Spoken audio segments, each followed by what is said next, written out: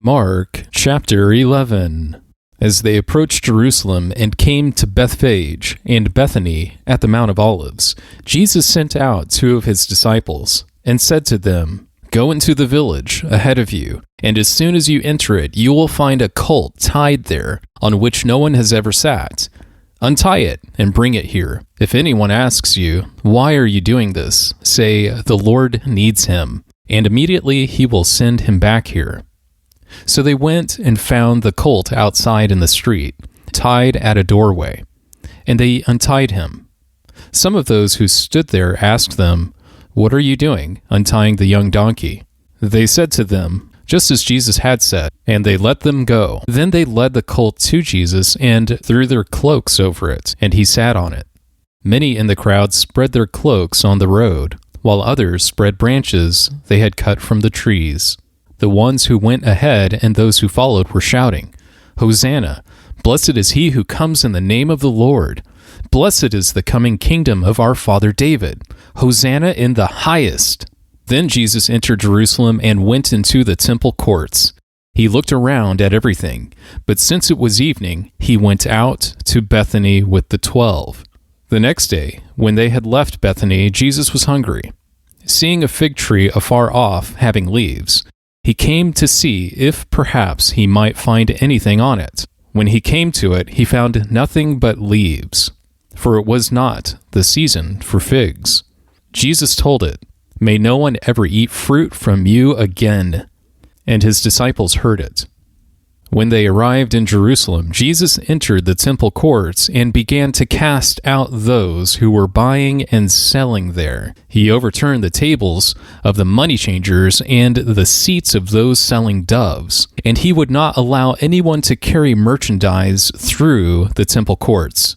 Then Jesus began to teach them, and he declared, "Is it not written, 'My house will be called a house of prayer for all the nations'?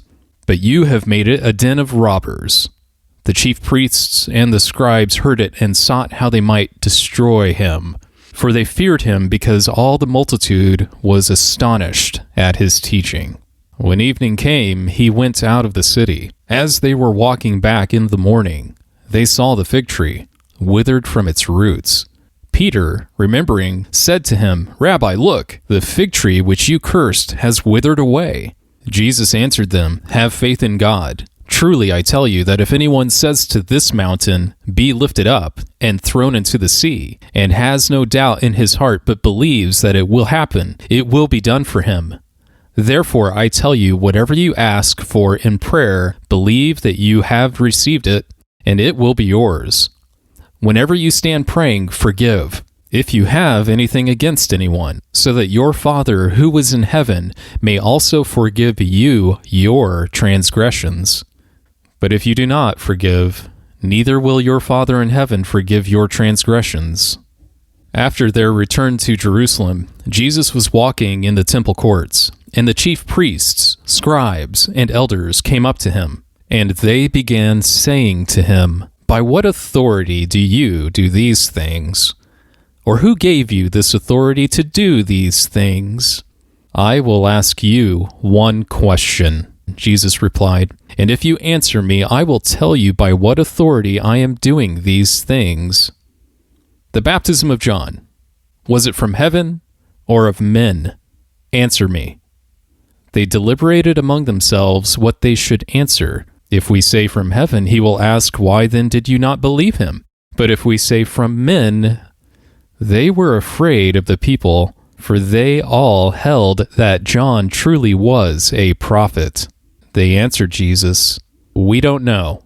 Jesus said to them, "Neither do I tell you by what authority I do these things.